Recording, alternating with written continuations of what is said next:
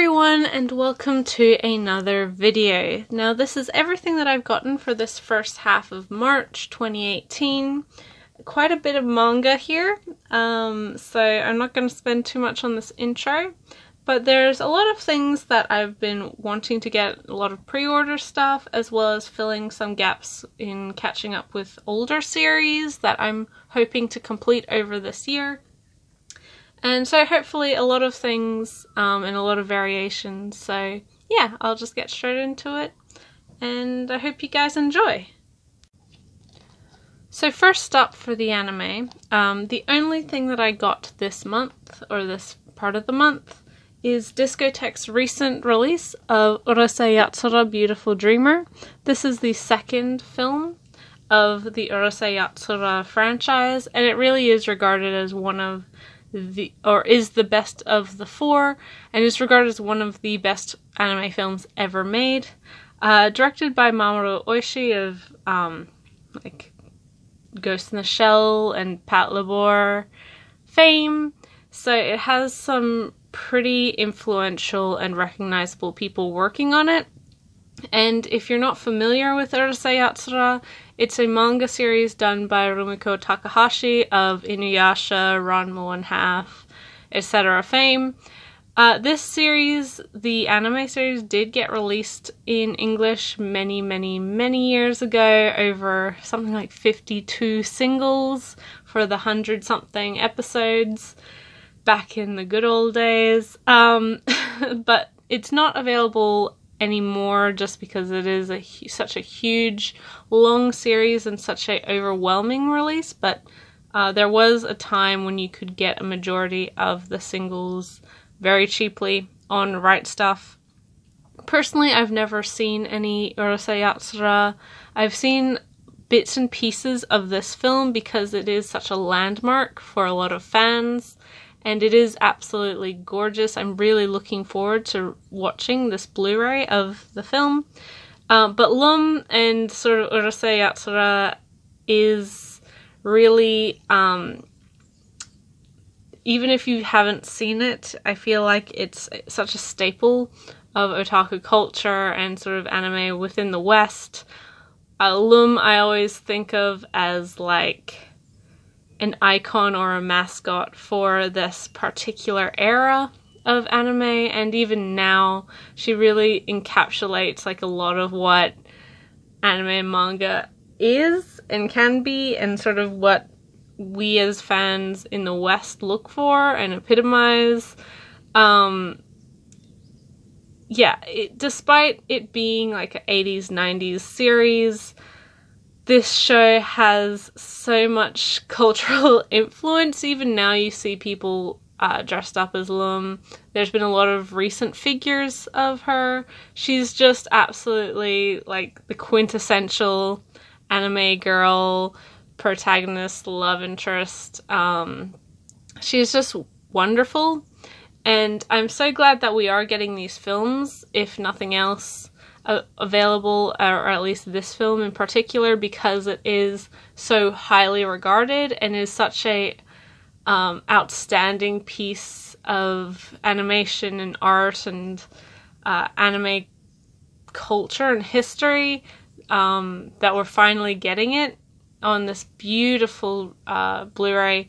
Discotheque, as always with these sort of older Blu-ray releases or new releases of older things, it's phenomenal. It just looks gorgeous. It has many extras, especially in regards to dubs and that sort of thing, as it can.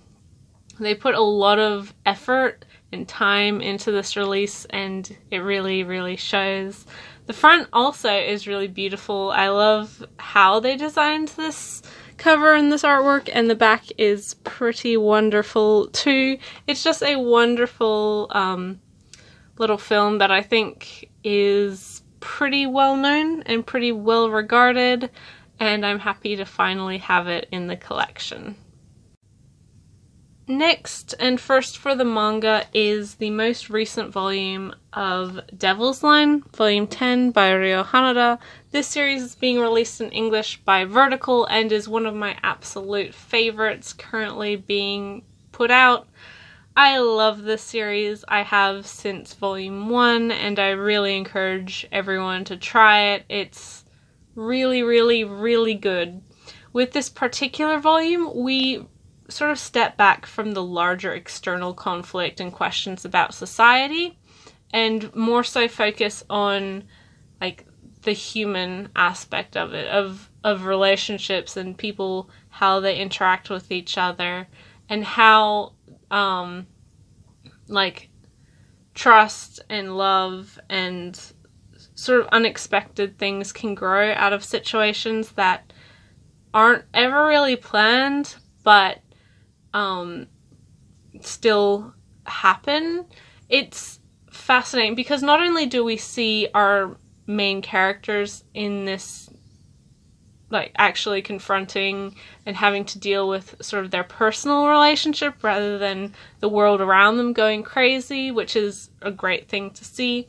We also have the introduction of our main character's parents and sort of why and how they ended up in the situation that they are, how they fell in love, why they met, and sort of why they still fight to be together despite everything against them, as well as other sort of relationships within the series. And those are not just romantic, although majority of them are, but also just this trust and how people grow and change and learn more things about other people and how that affects how they interact with each other. It's really, really good. In addition to that, this book brings our main characters to finally sort of address the issues of physical intimacy between them, which is an issue that's been brought up since the beginning with this series. Human-devil relationships are incredibly dangerous and fraught with problems, with a high risk factor. But in this book we see how things are trying to change and how people and devils as well are trying to prevent or make it possible for certain things to be or to happen or for people to be able to do. It's also quite funny and refreshing to see such upfront discussion about like physical intimacy, sex, things like that. Although it is with that brush of humor, having this advice come from your in-law / parent is always going to be an awkward conversation, but it's done in a really good way, and you can understand why it's written in that. It's not just done for like the comedic aspects of, oh, that's so embarrassing, I don't want such and such to know that, you know, this is what we're doing, but unfortunately it's the reality of this setting that it needs to be known. It's just really, really great. This particular volume, it was a nice break from the larger conspiracy of the government and society and all these things going on, and sort of the issues with devils and humans coexisting. It's a welcome breather, and I think it helps refocus what this series is really about, which is the relationships we as people have with each other and how we handle those, and sort of how things can grow out of situations that we never expect. Things like love and trust and those sorts of feelings. For people you never realized or never expected to. It's just really, really, really good. This is a great series. If you're not reading it, I encourage you to try it. It's by far one of my favorite currently ongoing series. Vertical's done a great job, and I can never be patient enough for the next volume because it's just so great to read. So next for manga, I have the 8th volume of Yukiko Mitanni's Nabari no O, put out by Yen Press. This series I'm picking up here and there. This particular volume was incredibly cheap on Book Depository. I don't know whether it was just a misprint's the right word, but they put it on for much lower than it should be. Whether it was some sort of error, but I'm happy that I have it. I've said this previously in regards to the series.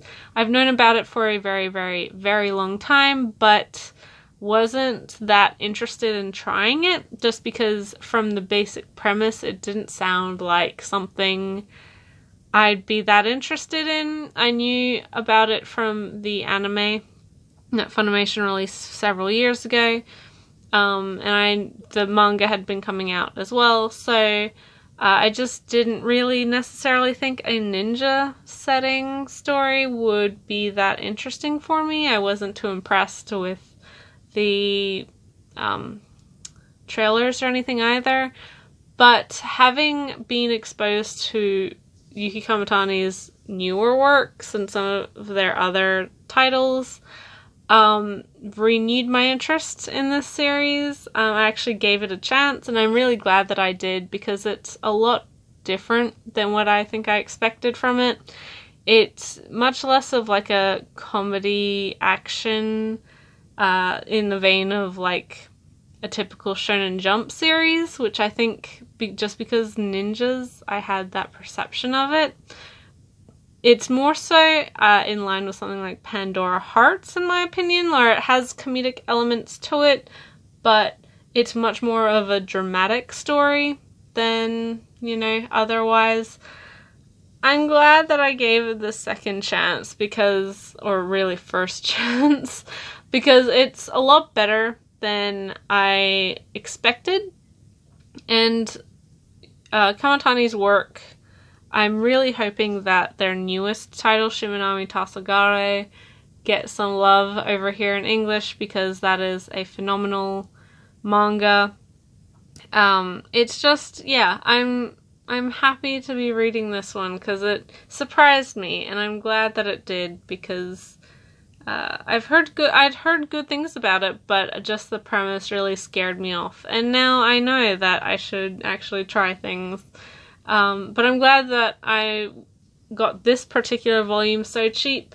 So I have a handful of volumes. It is 14 volumes long, so I'm far from completing it, but I am hoping to try and get the rest of it throughout this year. Whether or not I'll be able to depends, but just looking forward to reading more.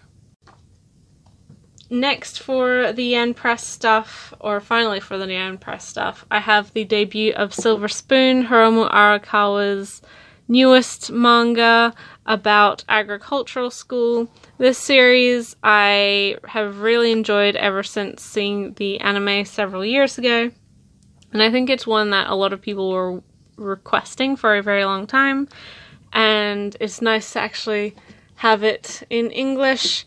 It's a very fun, down-to-earth, coming-of-age comedy. I did do a first impressions video on this book, so that is available, and there's a link in the description of that to Book Depository if you are wanting to buy this book. It's really great. I do recommend it, especially if you're a fan of Arakawa's other works. I particularly think this one is markedly better than some of her adaptive works, because she does have other titles coming out, like Heroic Legend of Arslan and Hero Tales, I think, is another one, although that's finished. But this one, she wrote the story as well as doing the artwork, like with Fullmetal Alchemist. And I think it really does show the strength of her writing and her characters. She's a phenomenal artist, don't get me wrong. And like Arslan and Hero Tales aren't bad stories. I really enjoy Arslan in particular. But I think she brings her own brand of storytelling to her works. And it's nice to have one series, newer series, that is just purely her influence. Yeah, so I'm just really looking forward to this series finally being available in English and finally giving me the chance to read more of this wonderful story. Starting with Viz Manga, we have a older release of another title that I'm hoping to complete over this year, and that is Cross Game Volume 5 of the 8, I believe, volumes of this series by Mitsuru Arachi. Fantastic baseball manga. I've said this again previously. I've read some of the volumes of this series, like the first 3 or 4, but I'm finally actually completing it and having it in my collection because unlike I think a lot of modern sports manga, this, although it does have a focus on a particular sport, i.e. baseball, for this series and for most of Arachi's series, or all of Arachi's series, it really is a human character piece. It's more so than just these goals to achieve, like, being the best in the country or winning certain games and prizes and things like that. It's more than that, and it's about the realization of self and teamwork and relationships and happiness and self-fulfillment. And it is such a shame that this is the only Arachi manga available in English, but I am so thankful that we did finally get this series available. It's just so incredibly good. Yeah, I mean, I can't really add much to it other than that, but I found this particular volume pretty cheaply, so I was happy when I finally did receive it, because it took me forever to get it in the mail. But it's here now. I have like 3 or 4 other volumes to still pick up, so I'm about halfway through with the physical releases, and here's hoping that I finally get to finish this phenomenal series. Now we're going to go straight into Viz's new releases that I got this month, or this part of the month, and that is starting with Yona of the Dawn, Volume 10, a wonderful shoujo fantasy that you don't see all too often nowadays, this particular setting, although it is coming back, and I really appreciate that. I think this setting was more quintessential to early 90s, so it's been like 20 odd years since, and we were really due for a rejuvenation of this type of story. It's fun, it's got some great discussion and themes, and just overall really wonderful. All of the characters are super entertaining to read, and smart and logical. It's just a really good series, and each new volume is just great. I don't really think I need to say anything more than that. We are fairly behind Japan in regards to these releases. There's over 26 volumes already available in Japan, but it's nice that one of these longer ongoing fantasy series is coming out now, because yeah, it's been a while, and one that is so highly regarded and well loved both here and in Japan. It's just a great series. Yeah, another one that I'm always looking forward to the next volume. Now is the most recent volume of one of my all-time favorite shonen series, and that is Hunter x Hunter, Volume 34 by Yoshihiro Togashi. I make it no secret that I'm a big Togashi fan. I think all of his series that I've been exposed to have been great, really a bit beyond their time. And Hunter x Hunter, I think it definitely, with the new anime adaptation, has introduced a lot of people to the franchise, including myself. I'm not, I'm not one of these old fans who've been following it since the beginning, but despite that, it's one that I can understand why it survived so long despite having the constant hiatuses, despite,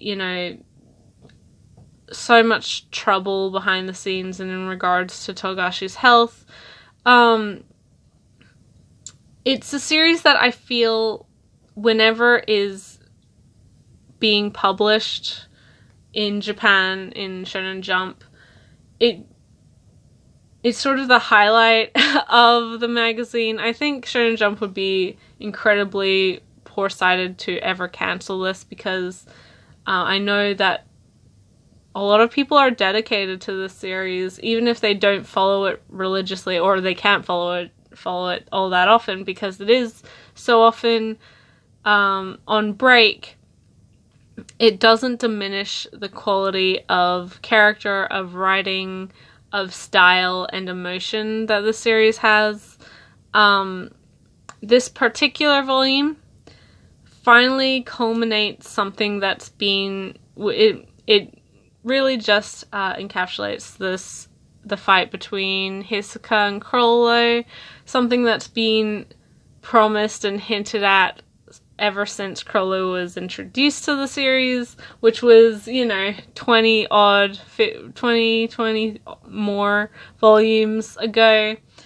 And it didn't disappoint. It was phenomenal. It's always, again, maybe it's my just perception of this, and I'm always one to encourage creators to take a break and look after themselves first and foremost, rather than constantly producing just for an ungrateful audience.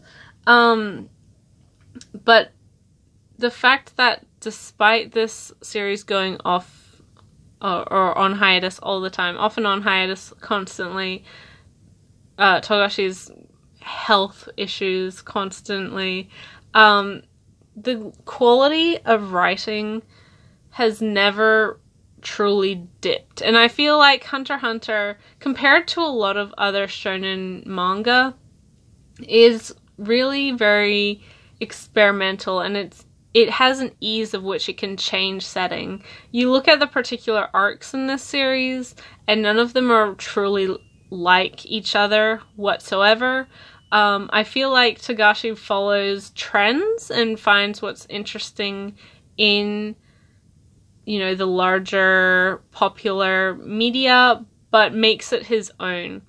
So we do have sort of like a almost card game based arc, which is very lighthearted and fun, and then we have things like Chimera Ant, which is this existential, dark character piece about the meaning of humanity, and then we have parts which are like revenge, the fallacy of like power, story. It's all over the place, but somehow it all works. And I think that truly is a sign of great, intelligent writing, that it is able to do that. Like with last volume and sort of part of the volume before, this is the new arc, the Dark Continent arc. It is looking to be a very long one, and a lot of characters are being introduced. There's so much going on, and with the beginning of all of these arcs, there are always new characters constantly being introduced, so it is a little bit hard to follow, especially if you take big breaks in between. But despite having literally dozens of characters, all of them have their own personality. You're not going to confuse especially relevant characters with anyone else. Our protagonists they have a very, very distinct personality, a distinct look. All of the villains have distinct personalities and distinct looks. all of the supporting characters, everyone. It's truly a skill, which is why I do respect his work so, so much. And I'm hoping that we see volume 35 sometime in the near future. I know Japan got it last month, I think. So it does exist. We will be getting at least that. I know that the manga has been off of hiatus for about 7-8 weeks now. So, following trends, it might only be pushed to 10. That's sort of how he seems to be working. But I'm hoping that we do maybe get a few more, so we might see another volume this year. But again, I don't begrudge Togashi hiatuses. I don't begrudge any mangaka hiatuses, regardless of their reasons. And for a series that I enjoy so thoroughly, so constantly, and so consistently, yeah, I mean, I can't complain. And this is a great series if you haven't tried it. And, I mean, again, because of hiatuses, even though it's been running so long, there's not a huge amount of volumes to pick up. So if you are wanting to try it and get into it, you might wanna hop on that, because it's definitely worth your time. I think it deserves the praises that it gets, above and beyond, and is just overwhelmingly wonderful. Continuing on with the Shonen Jump manga, we have the most recent volume of Haikyuu, another sports manga that I really, really enjoy and love, and I'm sure plenty of other people do too. There's not much I can say about this series that I haven't said 20 times before. The monthly releases have been really great, having to be able to catch up so quickly with the Japanese release. New stuff are starting to be introduced in these books, so if you are an anime fan like myself, we are finally getting some more new content. Considering that we don't have a fourth season of the anime available.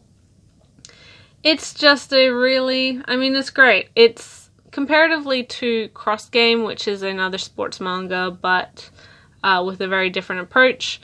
Haikyuu, I feel, fully embraces what it means to be a good sports manga, and it's just done very, very well. It's not anything new. You're not going to be, have your life changed because of this series, because it is really a tale as old as time of the underdogs rising through the ranks and achieving glory. But that shouldn't put you off it. It's, regardless of, how original it is, it's a marvelous series that has a great love for not only the sport that it's depicting, but the characters within the series. It's just great, and it's the type of series that's written so well with characters that are so likable that you get attached to each and every one of them. It is like you form a friendship or a bond with these characters. I mean, obviously they're fictional, but it's so approachable and so good. So good in the sense of kind-hearted and well-meaningful. It's just it's wonderful. Yeah, I mean, I've said this so often with regards to the series. Again, if it's not one you're picking up, and you haven't tried it, or you don't really know much about it, I'm surprised, because it seems like everybody is buying the series. If you're not, that's also fine, but it's incredible. It's an incredibly popular series. I think it's definitely one of Shonen Jump's current hits, and again, for good reason. I think this and My Hero Academia really are the strongest current generation of these shonen, just uplifting, happy, joyful, enthusiastic stories, because not everything can be a dark, depressing, or contemplative overwhelming series, and it shouldn't be. And I think Shonen Jump was struggling for a little while there, trying to find new hits after things like Naruto and that ended. But Haikyuu and My Hero Academia as well has really filled that gap and brought an energy back to the magazine and back to the publication that it had lost for a couple years there. And I'm so glad that it did. It's really great. Yeah, I mean, it's wonderful. It's fun, and it's one that, again, I always enjoy reading. It's enjoyable. It's one you look forward to. And I mean, when you're talking about entertainment, that's something that should really be first and foremost, is how enthused you are to read more, or how much you want to get back to this story and these characters. And Haikyuu does it all perfectly, in my opinion at least. Finally, for the Viz Manga, we have the most recent volume of Skip Beat, volume 40, and I'm fairly certain this is by far the longest shoujo title released in English. Definitely one of Shoujo Beat's longest titles. It's so good. It's so good, you guys. Like, even now, 40 volumes in, it's still so entertaining, so funny, and it never gets ham-fisted or ham-handed with the emotions it has, with its message. There's a lot of opportunity for comedy, and it really does have a lot of elements of, like, slapstick comedy. The expressions in this series are marvelous. In addition, the artwork has vastly improved from the earlier volume, so if you are sort of put off by, I don't know, the first 10 or so volumes of artwork, it gets better. This particular volume, it is following it's just continuing with auditions for Kyoko and with her ninja stuff, as well as Moko, her auditions for the same drama for a different part. It reintroduces a character whom we haven't seen for a long time, giving more motivation to Kyoko to do well, as well as having Ren sort of things wrap up and sort of his stuff that's kept him out of the story for a majority finally coming to a close, so we may see more of him in these coming volumes, I assume. I don't know. It's just, yeah, I mean, it's a good series and one that I would recommend to any shoujo fan, especially. I would recommend it to people who aren't necessarily a fan of shoujo, because it's not like the high school love bubble romance series that I think most people regard shoujo as, or consider shoujo. It's just so funny, and it's about, you know, achieving your dreams and loving yourself first and foremost, and finding the good in others, and being able to trust yourself that you can do things. It's just so good. It's so good. It's just one that I feel like it has a lot of fans, but it's not one that is collectively a series that people actively talk about. Because it is, I think especially now at this point, it's such a intimidating series to start, and for me, I can't really say much because it was already like 35 or 36 volumes out when I did start the series. I was introduced to it via the anime, and which I watched because of the Kickstarter that happened 2 years ago, a year and a half ago, something like that. And I was so glad that I tried it because it's so good, and everyone that I know who has tried it since and before love it. So it has a pretty great record so far. It's one that I think is enjoyable for anyone. It's just really, really, really fun and really just wonderful with the characters and how everyone interacts and the messages, and it's just so good. I mean, I can't really say much more than that. So yeah, try it. I'm sure it's in your library if you don't want to go out and buy it. It's just fun. I've heard people say wait until the 4th or 5th volume to judge whether you'll like it or not. Personally, I was hooked from like the first episode, and just the premise is great.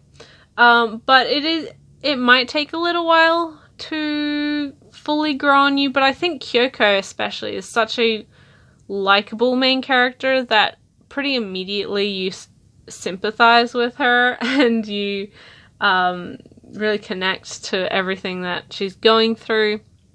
So yeah, it's a great series. I would highly recommend it, especially if you're wanting to try a shoujo and you don't really know a good place to start. This is a great first series in my opinion. It's just great. It's just wonderful.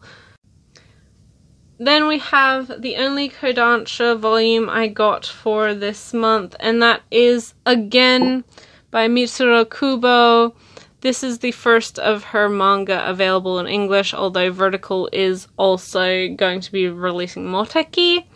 As you can see from the cover, it does say from the co-creator of Yuri on Ice, which I think is a big reason why a lot of people have been more interested in her work from the popularity of that show.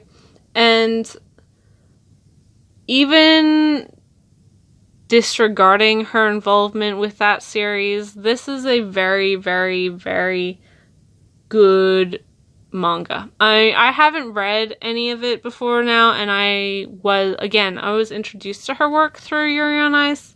I was a big Sao Yamamoto fan before that series, but Kubo I wasn't really that aware of. But with Again, it really shows the strength of her writing. Her art is wonderful. Her characters are likable, but very flawed and human. I am going to be posting a first impressions on this particular volume, so I don't want to get super too into it, but it is a time travel story about Oendan and a school club, and it's really good. I think that Kubo has a very distinct art style, a lot of use of heavy-handed inking and blacks and thick lines, which really is a little bit unique for some manga. I was looking forward to this volume and it didn't let me down. I'm also looking forward to Moteki, which is sort of her more highly regarded manga.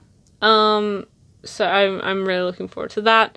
And it's just even more proof that there are some exceptional people working out there. There's some exceptional manga that hasn't necessarily been available for us as English, as the English market. And I'm so glad that the popularity of something like Yuri on Ice has allowed other series from the same creators to get more of a platform and more people aware of them. I'm a huge Yuri on Ice fan, but I know not everyone is. But I'm glad that the popularity of that has allowed this and Moteki to be released in English. I'm glad that it allowed people to become more aware of A Woman Named Fujike Umine and Michiko and Hachin, both fantastic series from Sao Yamamoto. It's just, don't go into this expecting Yuri on Ice because they're completely different. Don't go into any of those works expecting Yuri on Ice because they are all very different. Although there are some themes about self-acceptance and choices and sort of taking your life and your decisions into your own hands and making a positive change, which is universal throughout all of those series. Yeah, it's really good. Again, was a wonderful start. I found it very funny. I found the premise, although one that I think a lot of people have seen or heard or read before, done with a little interesting twist. Again, I'm not going to go super into it, but because I am doing a first impressions video, but it's really good. Yeah, it's just super good. I can't encourage you enough to read it, because it's one that I think a lot of people will enjoy. It's very fun, and yeah, that's it. It's good. Definitely give this one a shot. Finally, for manga, we have another Yoshihiro Tatsumi Gekika. This is Goodbye.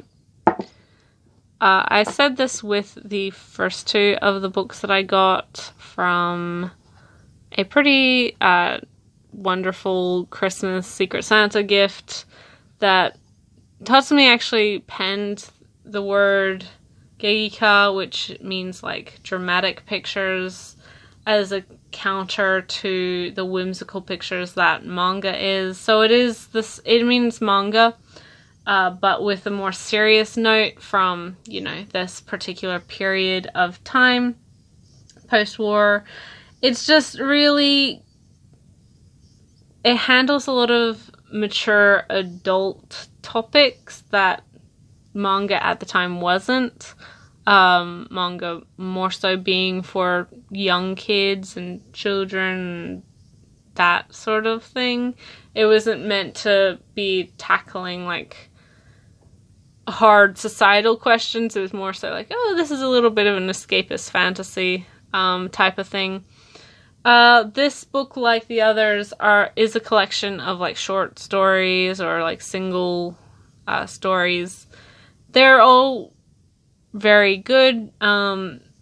Like with all of these types of books, there are certain stories that are a lot stronger than others. This book took so long to get to me as well. I don't know, got lost. The first one got lost in the mail, and then it took a while for them to ship me a second copy. So I don't know.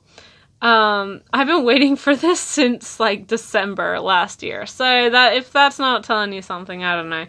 But yeah, it's a really good read. I think if you're wanting something more historical and very of its era, Tatsumi Manga is that. Both this and Pushman and the other one, I can't remember exactly what its name is. Abandon the Olden Tokyo, that's what it's called. They're great. He also has sort of his other works too. Jordan Quarterly has done a great job with getting more of this Gegika and stuff like that available, and it's nice because they're filling that hole within the market. It's not something that's necessarily super marketable to the average manga fan, so I'm glad that we do have the opportunity to find these pieces in English, because they're important and they're good and just, yeah, of their time, and a fascinating look at media in that period of time and sort of what their discussions were that they were having. It's very good. I'm happy to finally have this and finish up these sort of thinner collected works of Tatsumi. Finally, we have an art book. This is Taiyo Matsumoto, and it collects a lot of art from a lot of his series, as well as just other additional stuff. It's a great book. I would highly recommend it. I'm a big Taiyo Matsumoto fan. He doesn't have the necessarily most approachable art style for manga, and I think a lot of people have issues with some of his series because of that, because they value artwork in a different sense than I think others, but holy moly, his manga are so good. And honestly, I really love his art style. I think it's fantastic. If you're not familiar with Taiyo Matsumoto, he wrote Black and White or Tekken Concrete. He also did Sunny, which is a wonderful 6-volume series that Viz put out. Viz also put out Black and White. And then also Go-Go Monster, which Viz also put out. Some of his other series, like Blue Spring and Number 5, did get a release, but are very, very, very out of print. So those ones I did mention before are still readily available. I love his art style. It's really great. I'm so happy to finally own an art book of his work. He's had some previous art books before, but I've just never had the opportunity to pick any of them up. This is a flyer for his exhibition at the Louvre, about cats at the Louvre. And there is some pieces from that comic and that exhibition in here. So you are getting some of that stuff. I'm going to see if we have any. There's some ping pong. I'm hoping that we might see this series in English someday because it is really good. Yeah, ping pong. And then we have, there's some Black and White, so Tekken Concrete. And there's some Go-Go Monster. It's, yeah, his stuff is so good. It's wonderful. And then I know there is Sunny at the back. Yeah, there we go. Here's some Sunny artwork. All fantastic series, all things you should check out. A big, big, big fan. And I'm so, so happy that this new art book has been released. It's just really well done. Yeah, definitely one. It's, this particular release reminds me a lot of the Go-Go Monster English release, and I guess Japanese release as well, where it has this cardboard slipcover that goes outside. Go-Go Monster is a hardcover, but this is just the paperback. And it's really good. It's well worth the money. It's a little bit expensive, as you can see. 3,800 yen. But if you're a fan, and you're wanting a good quality, nice, recent art book, I would highly, highly, highly recommend this one. And yeah, encourage you to pick it up whilst you can. So that's everything I got for this first half of March. There's a lot of new releases, a lot of older stuff that I finally picked up. A lot of really exciting stuff that I'm really looking forward to having read or into reading more or to getting into. It's just, yeah, really strong month. Some really great debuts, again in Silver Spoon. Some really great continuations like Hunter x Hunter and Skip Beat and Devil's Line. Yeah, it's been a solid month. As for next pickup video, I don't know. Man, I don't know. I do have some pre-order manga coming, which hopefully will be here in time. I have a movie that I expected to be in this one, but it hasn't shown up yet, so I don't know when that might come next one. But yeah, aside from that, I'm not too sure. And I've said this before, or maybe I haven't mentioned it yet. I mentioned it on Twitter, but I have booked another trip, quite a ways from now. It'll be in September, end of September. I know I just got back from my last trip, but I like traveling. It's one of my favorite things to do. So I'll be in South Korea, for a week in September. So there will be videos coming out during that time, but as for spending over these next couple months, that will greatly be reduced. I am probably still going to have the odd thing here and there. I probably will have a majority of my expected pre-orders coming, but don't expect like huge, massive hauls of stuff, unless I pay for my proxy thing, which I might do in the next couple months. But as for like proper spending or picking up like entire series, not that I do that all that often or really in general at all, but if you subscribe to my channel expecting that sort of thing, you're going to be sorely disappointed.